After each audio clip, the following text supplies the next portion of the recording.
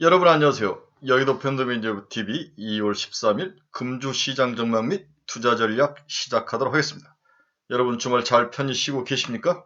네, 좋은 주말입니다. 네, 날도 좋고 이제 봄 기운이 엄연하니 와 있는 우리 곁에 가까이 와 있는 그런 기운을 느끼게 됩니다. 네, 저도 주말에 어디 좀 집안 행사가 있어서 지방을 다녀왔는데 네, 이제 봄 기운이 확 느껴지는 그런 좋은 날이었습니다. 이제 이 겨울이 가면 따스한 봄이 오죠. 네, 마스크 다 벗고 이제 우리의 봄을 2년 만에, 3년 만에 만끽하는 거죠. 네, 그래서 기대감도 큰데 여러분들에게도 좋은 봄날이 됐으면 좋겠습니다. 우리 주식시장이 잘 올라가다가 지난주에는 살짝 조정을 받았죠. 네, 그러나 다시 빠른 순환매가 돌아올 것이다. 네, 이 세상에 아름다운 조정은 없지만 너무 급하게 올라오는 부분이 있기 때문에 조정을 좀 받아야 될 것 같습니다. 그런 종목도 가요? 네, 그런 종목도 갑니다. 자, 이제 이건 썸네일로 꼬시기 위해서 올려놨는데, 오늘은 뭐 종목들, 뭐 섹터들, 이런 것들을 중심으로 좀 많이 이야기를 해드리도록 하겠습니다. 구독, 좋아요 많이 신청해 주십시오. 네, 금요일 날 미국 주식 시장을 보면 다우와 S&P 500은 올랐지만 나스닥은 0.61% 하락을 했죠. 네, 1% 넘게 하락을 하다가 줄였다가 다시 그래서 살짝 되돌려오는 모습은 있었지만 역시 이제 지난주 금요일은 테슬라가 박살이 좀 났죠. 5% 넘게 하락을 하면서 나스닥을 빠뜨렸는데 너무 많이 오른 거에 대한 이제 이익 실현 차원의 물량이 막 쏟아지는 그런 모습들이 나타났습니다.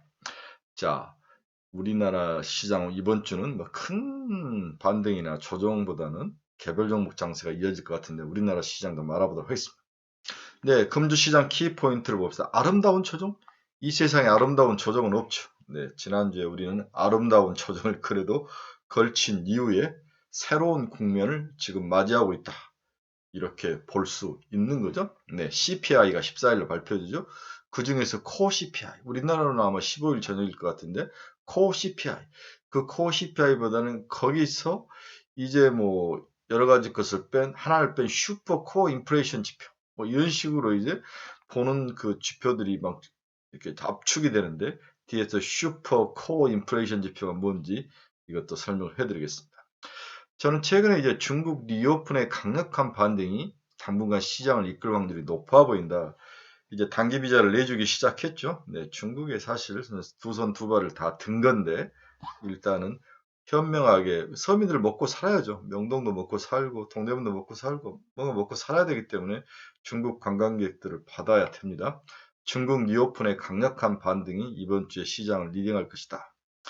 이제 2,500이 두 번째 도전을 했지만 실패를 했죠. 네, 두 번 정도 실패를 했는데 이제 마지막 기회가 이번 주와 그리고 2월 14일 CPI를 기점으로 해서 2월 말까지 세 번째 이제 2,500 도전이 트라이가 되는데 여기서 실패하면 장은 조정으로 갈 확률이 높아 보여요.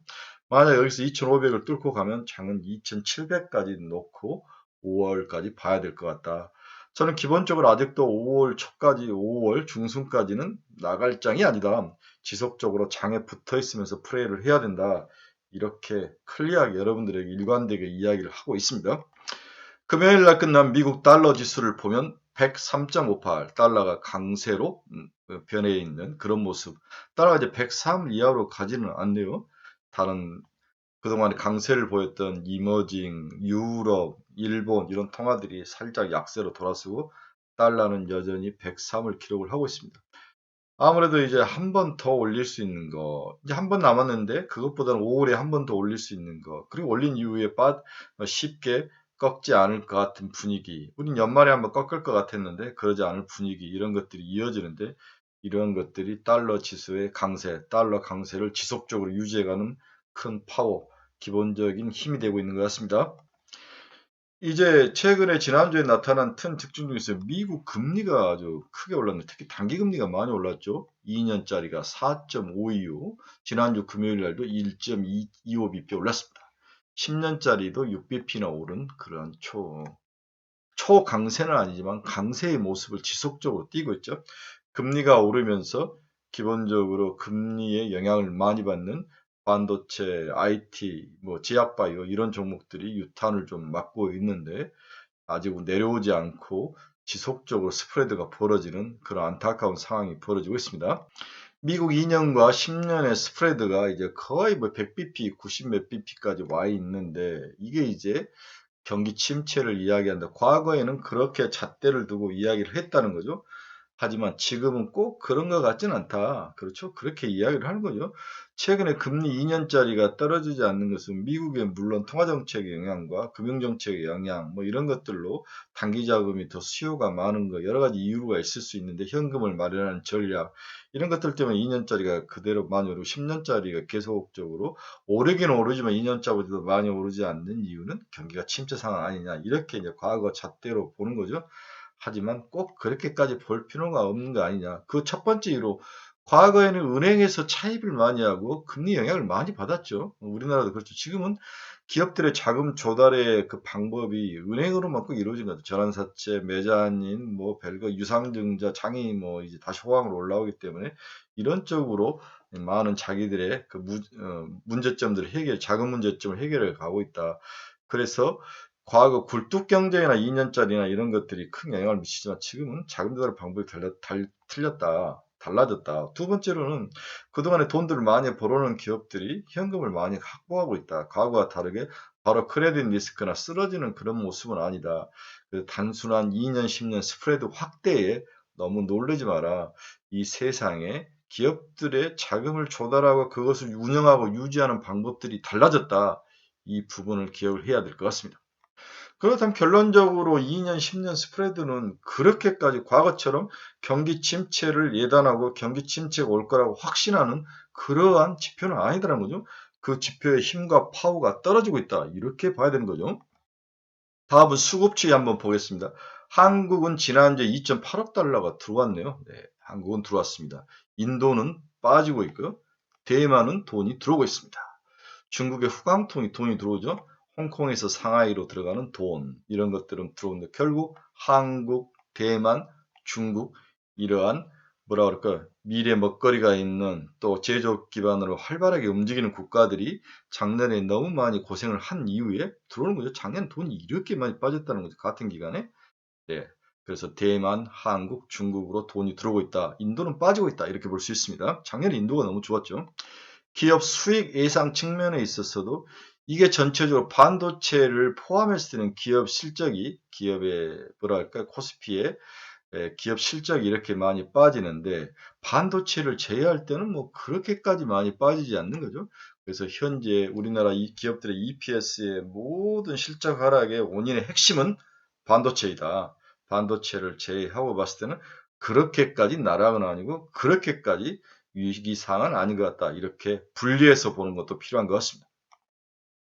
네, 글로벌 시장의 PBR 퍼 한번 봅시다. 밸류에이션.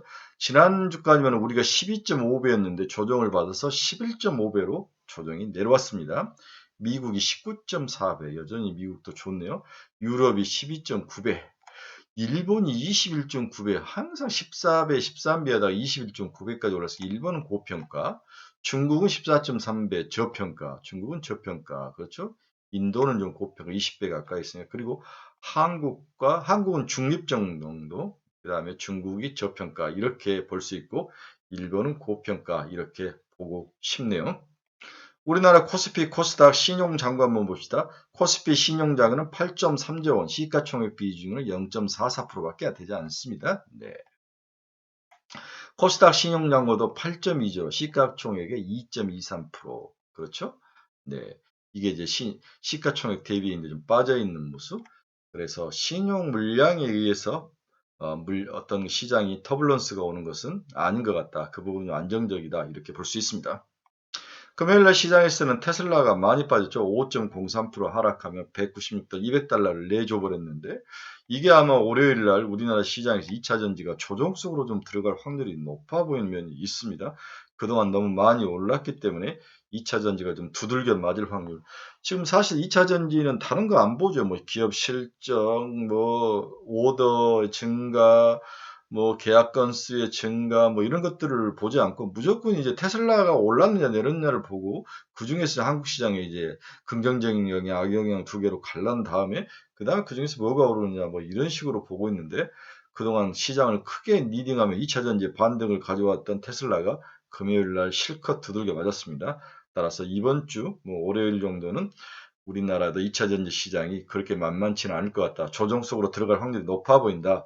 이렇게 보고 있네요.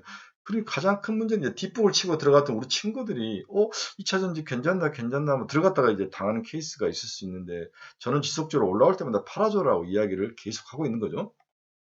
금주 시장 전망 및 투자 전략에서 가장 중요한 것은 이제 인플레이 재반등 우려가 시장에 나타나고 있다. 첫 번째에 대한 키워드는 인플레이션이 혹시 재반등하는 우려가 있지 않느냐. 이 부분에 대해서 시장이 다양하게 경고와 두려움을 나타내고 있다. 지난 금요일 나온 2월 미시간대 1년 후의 기대 인플레이션이 4.2로 나왔다. 블룸버그 전망치는 4.0%보다는 0.2%포인트 더 높은 수치이다. 지난해 10월 5.0%를 기록한 이후 꾸준히 감소 중이며 1월에는 3.9까지 내려왔다가 다시 4.2까지 올라가는 인플레이 재반등에 대한 우려감이 시장에 반영되기 시작했다.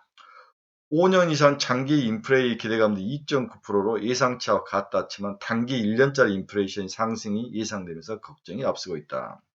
다음 미시간대 소비 심리 지수도 좋게 나왔다는 거죠. 1월이 66.4로 5일간 예상치 65%를 넘어섰습니다. 소비자 심리 지수. 네, 경제는 나쁜 것 같지는 않아요. 1월 64.9보다도 높았는데 이유는 강력한 고용이 소비자 심리 지수를 끌고 올라가고 있다. 이렇게 요약을 해볼 수 있습니다. 자, 그러면 미시간대 지수 발표를 두 가지를 요약해서 보면 소비 심리가 괜찮고 1년 뒤 물가가 오를 것 같다는 말은 당분간 경제가 버틸 가능성이 있다는 의미이기 때문에 더 높은 기준금리를 더 오래 가져가야 된다는 결론이 시장에서 나오고 있다는 거죠. 이날 미인 노동부는 연례 CPI 수치 CPI 수치를 조정 결과를 발표를 했습니다. 계절 조정 요인을 매년 따져보고 조정하는 건데 지난해 12월에 0.1%였던 CPI가 플러스 0.1%로 수정했다는 거죠. 전월 대비 마이너스였는데 이런 상징적 의미가 있었는데 그게 사라져버리는 것은 좀 우리가 우려감이 좀 경계를 하고 인플레이션을 봐야 되는 거 아닌가. 다시 인플레이션이 재상승할 위험, 이 위험에 대해서 시장이 반응을 하면서 금요일날 주가 하락의 원인이 된 게 아니냐. 그렇죠. 특히 나스닥. 지난해 10월에도 0.4에서 0.5% 조정하고 상승하는 케이스도 있었고 11월에도 0.1에서 0.2%로 조정이 많이 됐습니다. 전체적으로 인플레이션 전망에 큰 의미가 있는 건 아니지만 최근 인플레이션의 강한 경향은 앞으로도 상방 위험을 혹시 낳는 게 아닌가. 이게 더 큰 문제, 기대감들이 꺾였다는 거. 인플레이션이 하락할 것 같다는 기대감이 꺾이고 인플레이션이 다시 재상승할 리스크가 있는 게 아닌가? 이 두려움이 미국 주식시장의 발목을 잡고 있다. 이게 한국 주식시장에도 영향을 미친 게 아닌가? 이렇게 판단이 된다는 거죠. 네, 미시간대에서 조사한 1년 후의 기대 인플레이션, 올해 페브리얼이 2월에 4.2, 5년은 2.9 이렇게 예상을 하고 있습니다. 이제 우리의 이제 두 번째 관전 포인트는 14일 저녁 10시에 발표될 한국 시간으로는 15일이죠. CPI 지수 분석인데 과연 1월 CPI는 어떻게 될 것인가? 이 가장 큰 관심거리죠. 14일에는 미국 CPI가 발표될 예정이다. 최근 CPI 구성 변수의 비중 조정을 했죠. 미국이 CPI를 구성하고 있는 여러 가지 변수들을 조정을 했습니다. 이로 인해서 에너지 비중은 이전보다 높아졌고, 에너지 비중이 높아졌고, 식품과 중고차 신차 비중은 이전과 동일하게 높은 비중을 유지를 하고 있습니다. 네, 에너지 비중이 올라갔네요. 그렇다면 에너지 비중이 올라갔다는 것은 WTI나 뭐 이러한 뭐랄까 미국의 휘발유 가격 이런 것도 영향을 많이 미칠 수 있다 이렇게 볼 수 있는 거죠.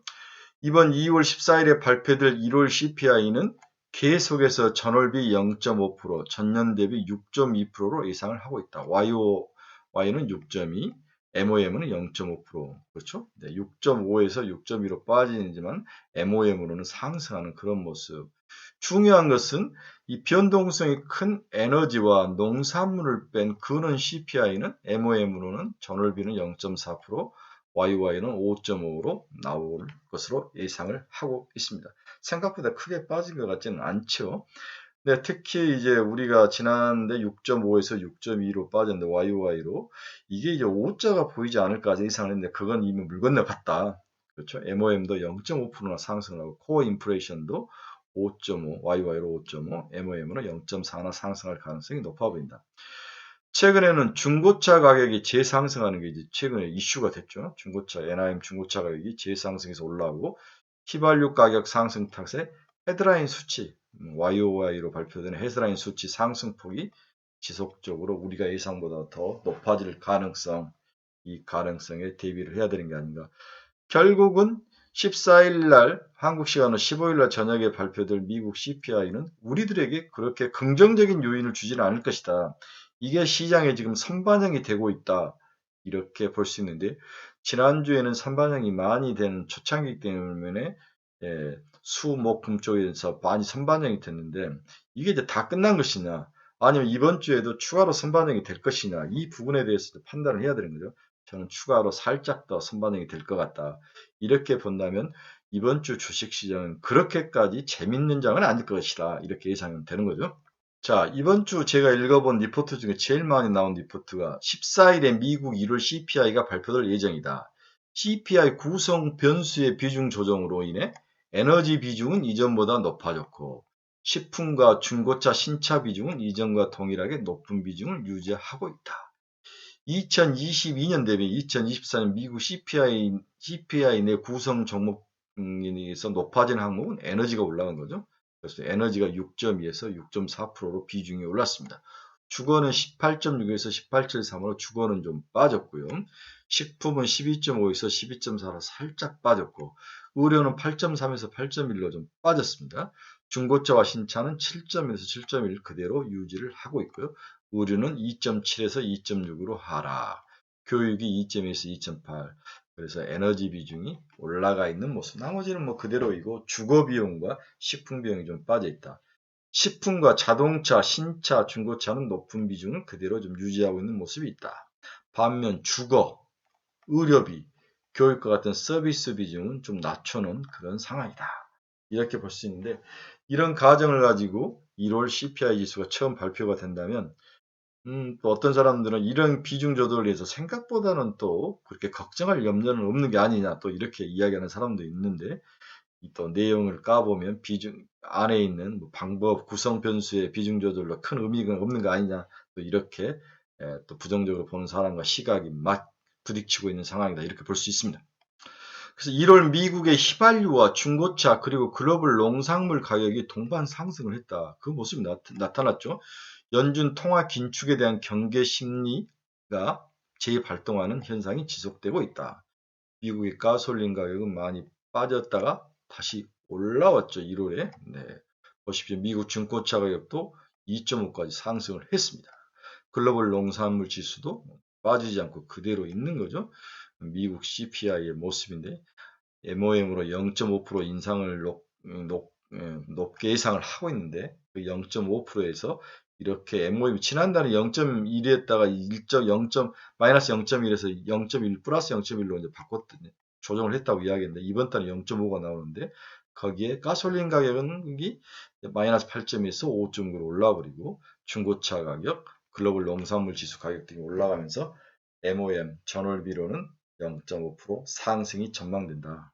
이렇게 좀 겁이 먹을 수 있는 좀 부정적인 내용을 여러 애널 리포트에서 이야기를 하고 있습니다. 그게 만만치 않을 거라는 거죠. 그래서 CPI 관련된 시장, 주식시장의 긍정적인 요소는 그렇게 많지 않다. 이렇게 한 줄로 요약을 해볼 수 있습니다.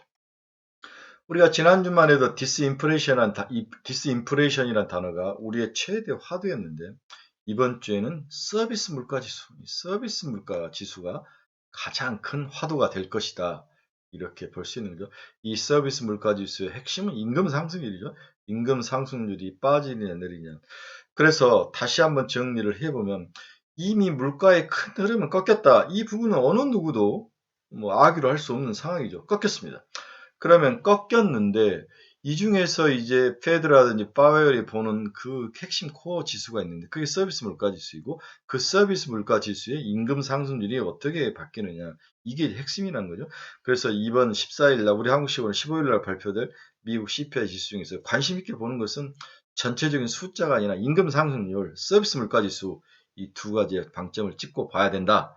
이렇게 정리가 되는 거죠. 자, 미국 물가지수를 다시 한번 정리하면 상품지수가 전체 물가지수 39%를 차지하고 서비스지수가 61%를 차지합니다. 서비스지수가 굉장히 크죠. 상품지수는 내구재지수하고 비내구재지수로 나눠져 있다.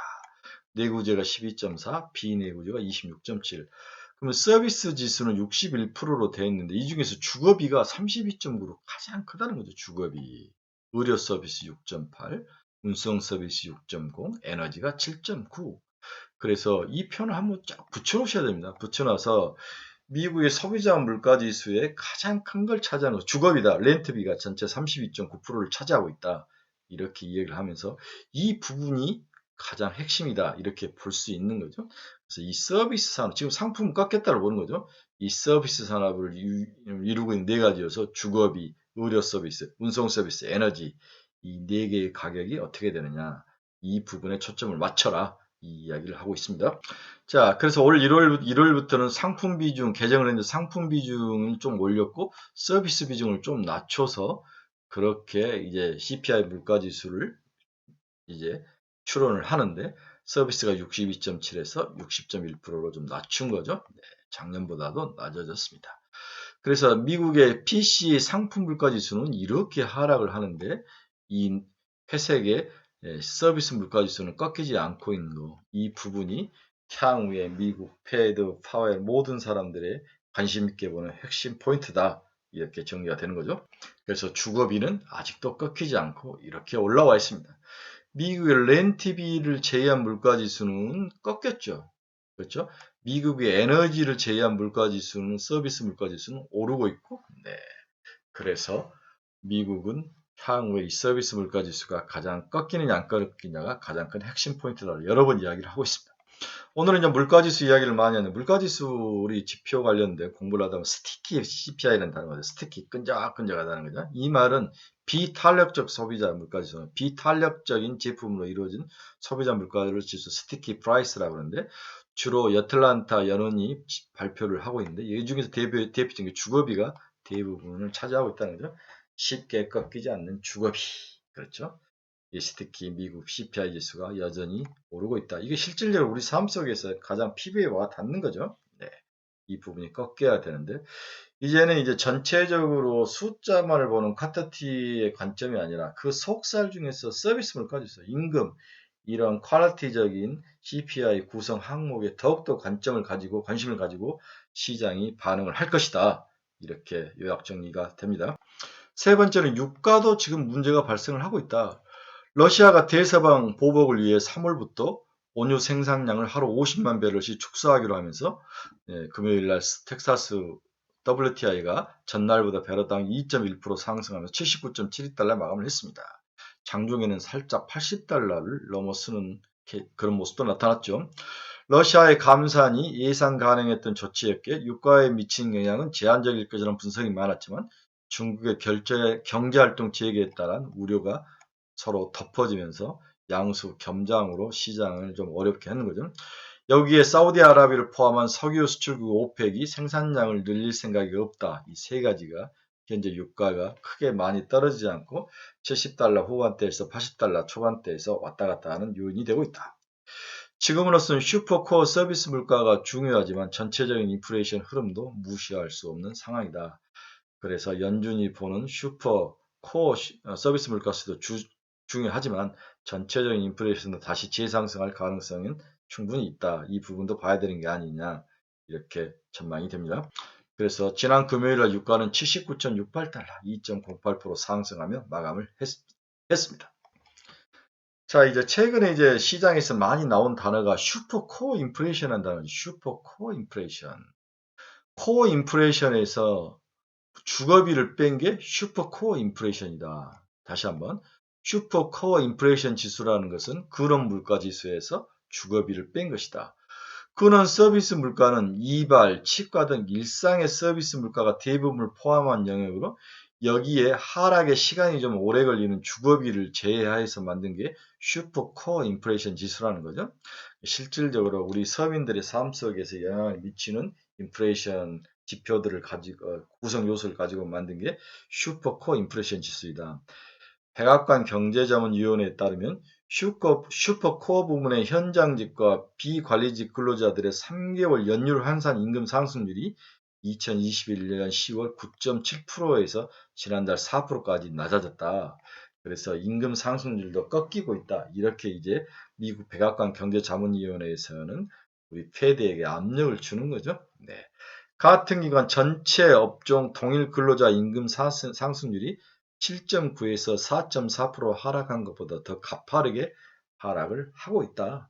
그런 임금 상승률이 하락을 하고 있으니 이제 금리 그만 올려라. 경제 망가진다. 이것이 백악관 경제자문위원회의 생각이라는 거죠. 여기에 동원된 그 지표가 슈퍼코 인플레이션, 근원 소비자 물가 지수에서 주거비를 뺀 것이다. 여기에 임금 상승률이 크게 꺾이고 있는데 금리를 너무 많이 올리는 것은 문제가 있는 거 아니냐. 이제 멈춰라. 이 이야기를 하고 있습니다. 그래서 지난주에 이제 존 윌리엄스 뉴욕은행 총재, 크리스토퍼 올러 연준이사, 리사 굿 연준이사 금리 인상은 아직 안 끝났다. 너희들 더 긴축 더 해야 된다. 그렇게 이야기를 하니까 미 백악관은 슈퍼코어 인플레이션을 봐라. 그 안에 있는 임금이 엄청 깎이지 않았느냐. 뭐 이런 이야기를 하면서 빨리 이제 멈춰라. 서로 이제 상반되게 싸움을 하고 있는 거죠. 네.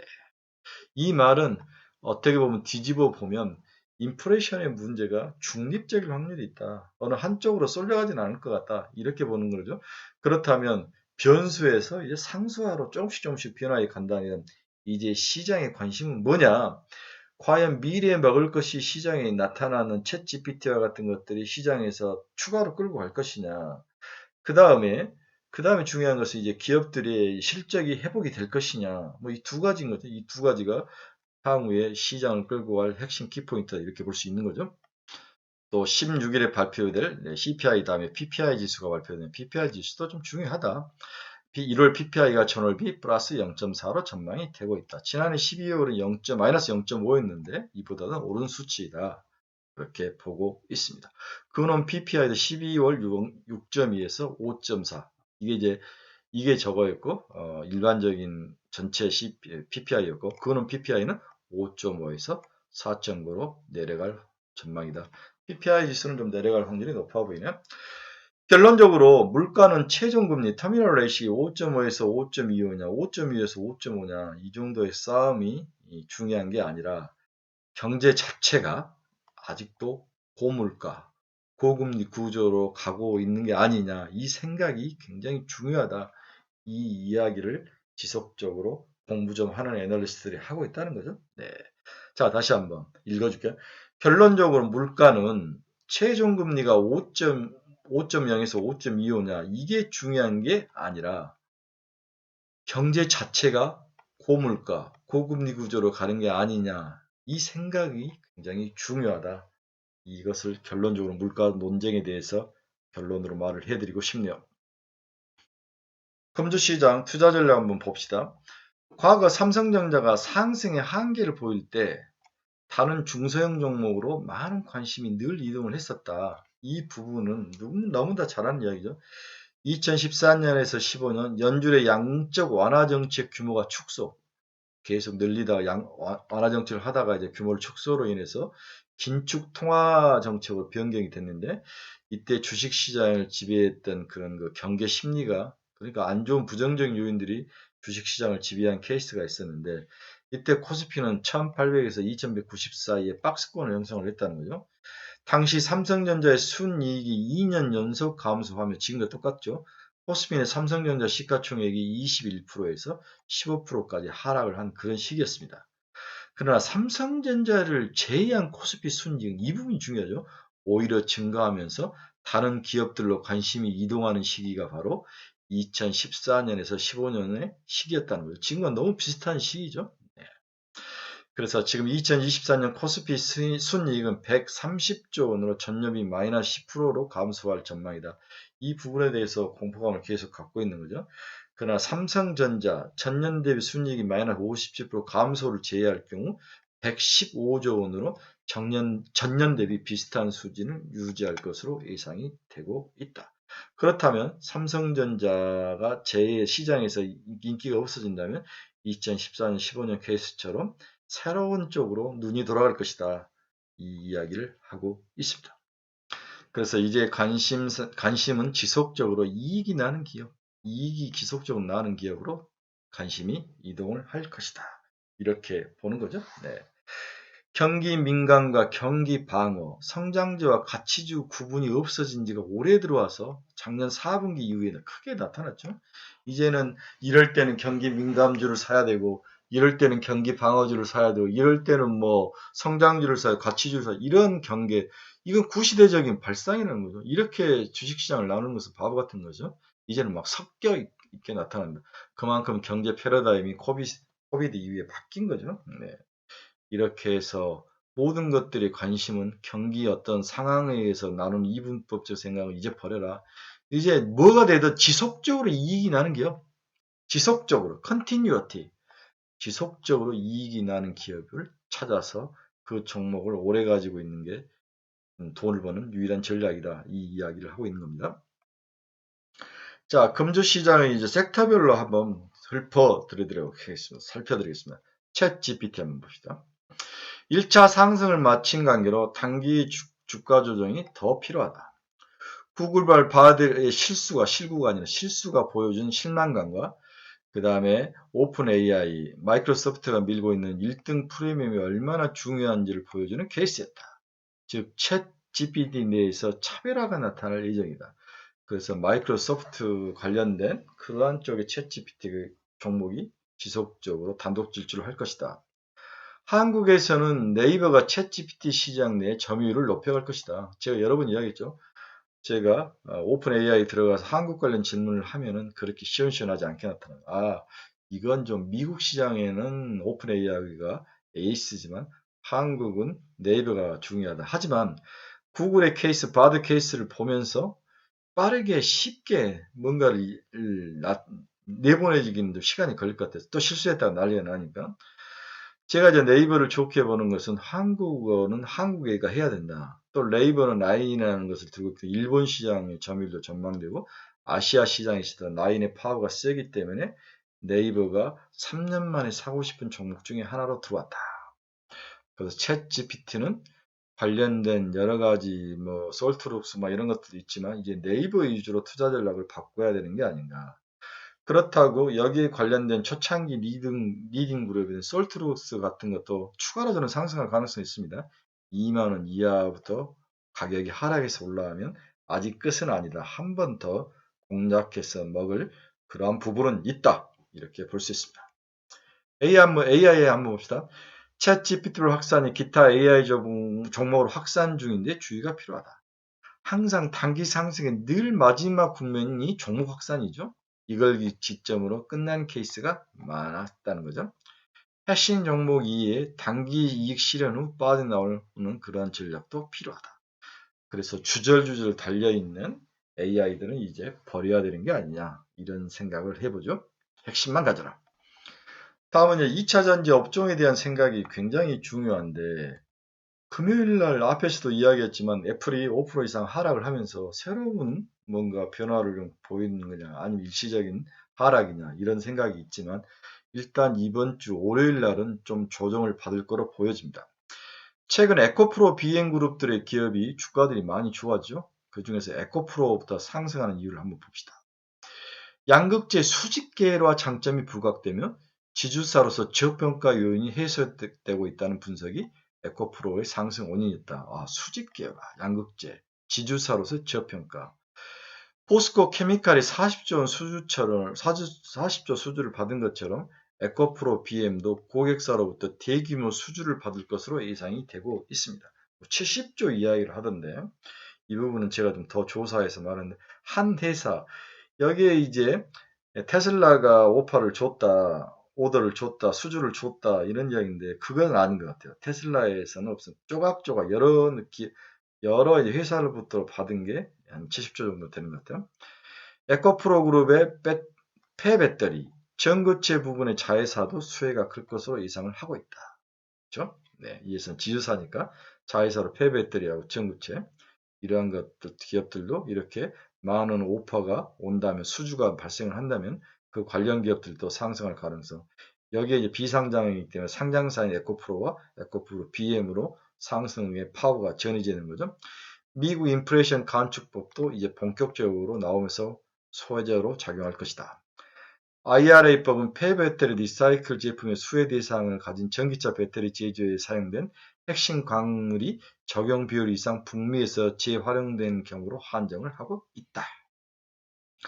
그렇다면 에코프로그램의 폐배터리 자회선 에코프로 CNG도 IRA법의 수혜를 받을 가능성이 있다. 이렇게 봐야 되는 거죠. 다음 한번 봅시다. 올 하반기에 에코프로 그룹의 자회사가 하나 상장이 되는데 에코프로 머티리얼즈의 이 기업이죠. 전구체 기업. 에코프로 머티리얼즈는 하이니켈 전구체를 제조하는데 현재 총 생산 캐파는 48,000톤 수준으로 나쁘지 않습니다. 이것을 가지고 에코프로 BM에 납품을 하죠. 전구체. 전구체는 우리 반도체에서도 증착하는 데 필요한 거지만 이 물질이 있어야 정확하게 회로도를 그리기도 하고 뭔가를 만들 수 있으면 양극재를 만드는 데 필요합니다. 시장에서는 에코프로 머티리얼과 IPO 후 전구체 고객사 다변화로 향후 생산량이 늘어날 거로 예상을 하고 있습니다. 그래서 에코프로 그룹만 주는 게 아니라 타 그룹에다 전구체를 제공할 것이다. 지금 전구체가 부족하다는 거죠. 에코프로는 양극재 제조의 수직 기회를 이룬 것 중 하나이지만 그간 에코프로 BM에서 저평가를 받았다. 현재도 주가가 빠르게 상승했지만 향후 모건 스탠리 캐피털 인덱스 MSCI 지수 지표에 포함될 가능성, 수급이 더 좋아질 가능성을 반영을 하고 있다. 더 추가 상승이 가능한 거죠. 여기서 수산화 리튬 사업을 영위하는 에코프로 이노베이션이 연내 외부 판매를 계획하고 있어 점진적으로 매출과 이익 성장이 늘어날 거로 보고 있다. 그러니까 자회사의 전구체는 상장을 곧 할 거고 수산화 리튬 사업을 하고 있는 에코프로 이노베이션도 수산화 리튬을 타 그룹의 타 회사로 판매가 가능하고 이 모든 것들이 좋은 상황이 있는데 결국 상장사는 두 회사밖에 없다는 거죠. 그래서 에코프로가 다시 시장에서 각광을 받고 있다. 이렇게 정리가 될 수 있습니다. 또한 최근에 에코프로 BM이 주가가 팍 치고 올라왔죠. 네. 상승 이유를 보면 먼저 에코프로 BM은 CAM5 and 7 생산이 본격화된 하반기부터 출하량이 크게 증가하고 수익성 개선이 될 것이다. 포항에서 공장이 젠5, 5N 다시 7인데 이게 이제 SDI 향이 강률이 높은 거죠. 전기차 수요가 또 강하게 상승을 하면서 동사에게는 어떤 긍정적인 요인으로 작용할 확률. 수요 우려가 가장 심한 유럽 지역 판매량이 12월 YY로 40% 이상 성장하면서 역대 최대 판매량을 기록하면서 우려감을 떨쳐버렸다는 거죠.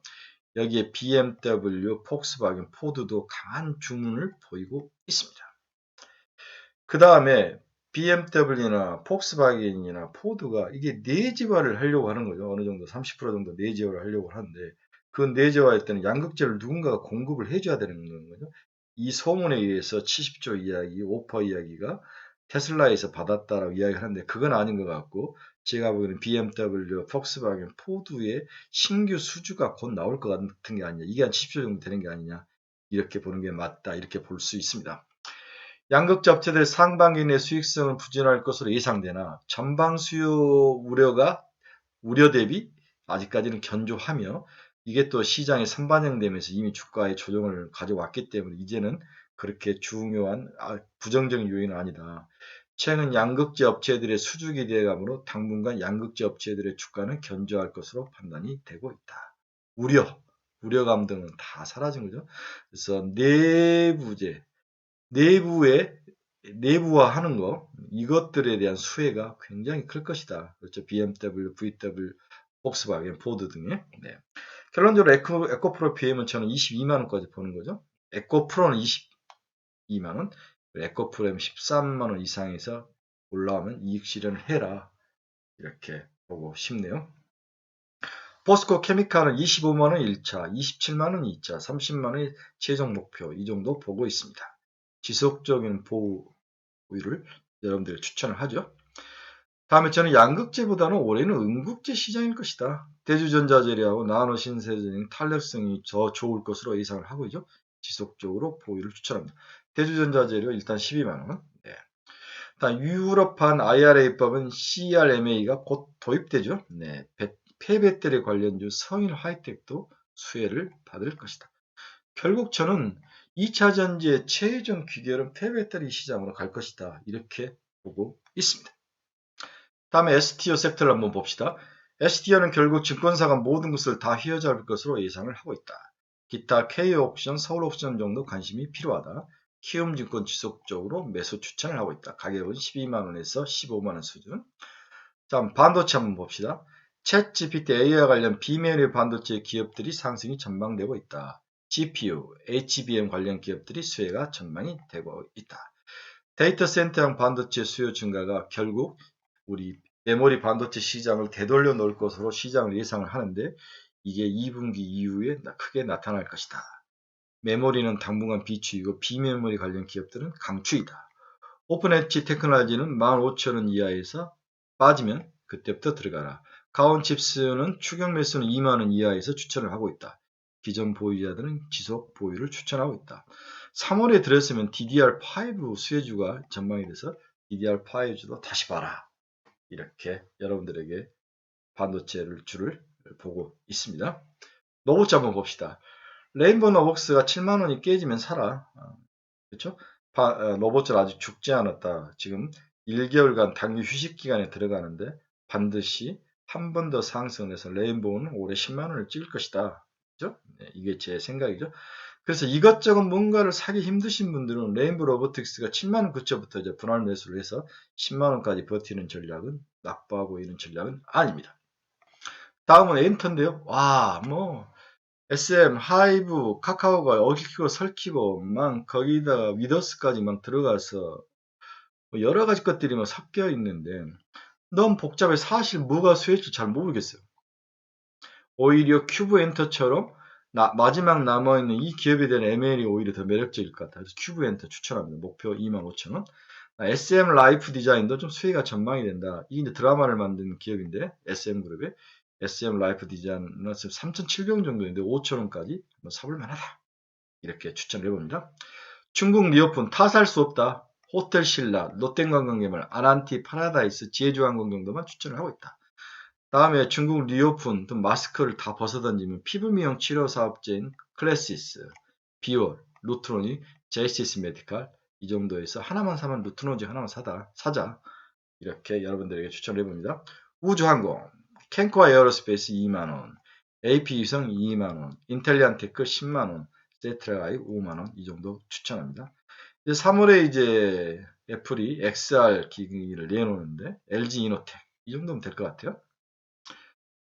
자, 그 다음에 K-클라우드 얼라이언스 프로젝트 수혜 전망에서 K-클라우드에 관련 종목도 필요하고, 아까 LG 이노텍 이야기했는데 좀 서운하면 신화인터텍, 네, XR 관련 신화인터텍, 뉴프렉스, PCB, PNH테크, OLED 특허 소재 개발한 사업으로 고굴절 CPL, 저굴절 CPL, 저굴절 HTL, 도판트, 이런 소재, OLED에 들어간 소재를 순차적으로 개발하는 기업인데, PNH테크, PCB판, 뉴프렉스, LG 이노텍, 신화인터텍. 신화인터텍은 스마트폰 주요 부품 소재 OLED 테이프 온단 생산뿐만 아니라 온단을 이창 가공해서 일관 생산하는 체제를 가지고 있다. TFT LCD에 적용되는 광학 필름을 제조 및 판매하는 기업이다. 신화인터텍, 뉴프렉스, PNH테크, LG 이노텍 이 정도 한번 사볼만 하다. 이렇게 여러분들에게 이야기를 해드리고 싶네요. 결론적으로 한번 봅시다. 주가적은 나름 의미 있는 건전한 조정으로 보여진다. 하지만 강력한 V자 반등은 기대하기는 어렵다. 개별 종목 위주의 강력한 순환매가 지속될 것으로 전망이 되고 있다. 따라서 3에서 4개의 섹터를 선정하고 그 섹터 종목 내 주요 종목군 2개를 택한 후에 순환매로 돌아오기를 바라보고 순환매로 돌아오면 족족 이익을 실현시킬 전략에는 이 장에서 먹을 방법은 없습니다. 그 다음 한 달간 휴식으로 들어가 있던 노봇 그리고 중국 리오픈 수혜주들 이 두 섹터도 나름대로 의미가 있어 보이니까 이 두 섹터에 포커스를 맞추고 이번 주에 작업을 해봐라. 이렇게 결론을 내드리고 싶네요. 네, 금주에 발표될 여러 가지 이제 발표 예정, 경제지표 발표인데 미국 1월 소비자 근원 소비자 물가지수 2월 14 현지 시간이죠. 20시 22시 30분에 발표가 되네요. 한번 잘 보시기 바랍니다. 이거 붙여놓고 보시기 바랍니다.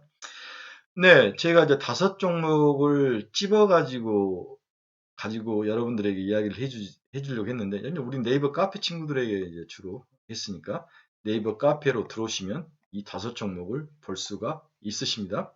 그래서 공부를 원하시는 분, 열공을 원하시는 분들은 저희 네이버 카페로 오십시오. 이게 주소입니다. 네, 어서 보시면 이렇게 잘 정리가 되고 요약이 잘 되어 있고 많은 집단 지성이 이렇게 잘 되고 종목 선별로 정말 탁월하구나 이런 것들을 느낄 수 있을 것 같습니다. 여기 이번 주 추천 종목 5종목 올려놨습니다.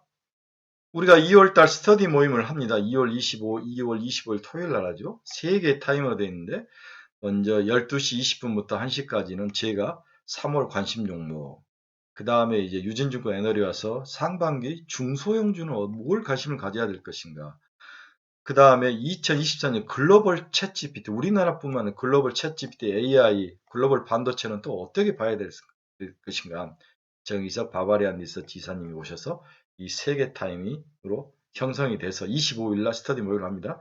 여의도 정경영 회관 2층 루비홀에서 하죠. 시간은 12시 20분부터 4시까지. 비용은 10만 원입니다. 여기에 입금을 하시면 될 것 같습니다. 하시고 댓글을 남겨놓으시면 제가 그 다음 절차를 이야기해 드리도록 하겠습니다. 네, 즐거운 주말입니다. 여러분들 주말 저녁 잘 보내시고 내일 월요일부터 또 새로운 전쟁터에서 승리하는 멋진 하루가 되시길 바랍니다. 열공을 원하는 자요, 저희 카페로 들어오십시오. 여러분 초대합니다. 네, 여러분 내일 뵙겠습니다. 즐거운 저녁 되십시오.